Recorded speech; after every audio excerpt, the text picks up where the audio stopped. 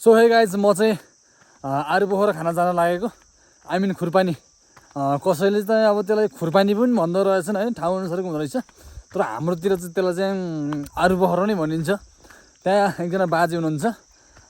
त्यो बाजेकोमा चाहिँ एकदमै फलेको छ अरे क्या आरु पोखरा चाहिँ अब त्यो फलेको छ अरे यसो गएर यसो चाखौँ खाउँ हेरौँ भनेर चाहिँ म चाहिँ हिँडेको म चाहिँ यहाँ बाजे घरमा आइपुगेँ ऊ आरु पोखरा चाहिँ फलेको रहेछ है टन्ने हेर्नु तर बाजे हुनुहुन्छ कि हुनुहुन्न भन्ने कुरो हो क्या बाजे हेर्नु त फुलको जानु फुल्यो क्या ओहो यहाँ बाजे हुनुहुन्छ कि हुनुहुन्न भन्ने कुरो है बाजे गोठमा आगो त फुकेको छ बाजे सायद बाजे हुनुहुन्न जस्तो छ बाजे नभने एउटा त टिपेर त खानु पऱ्यो फेरि होइन हेर्नु त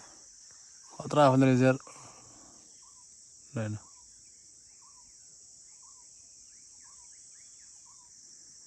अब टिप्नु चाहिँ पऱ्यो है अब एउटा धेरै त टिप्दैन म धेरै धेरै खानु पनि उचित हुँदैन यो म ठिक्क टिप्छु दुइटा त्यो माथिबाट हुँची देखेको त माथि अग्लै पो रहेछ ल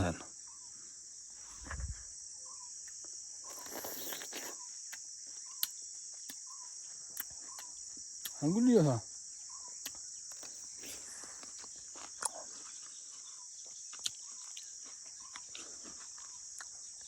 यहाँ उस्तै पऱ्यो बाजे देख्यो भने कराउनुहुन्छ त्योभन्दा बरु यहाँ दुई चारवटा टिप्नु पऱ्यो ओए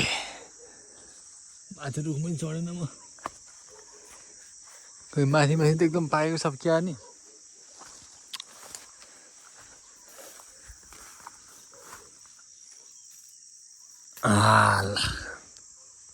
लानुहोस्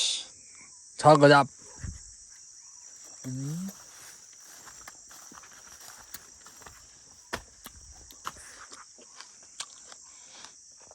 आकाशको फल आहार त नि भरा रुखमा चढ्न सिकेको नि हेर्नु नि फुल कति दामी आम्मा होइन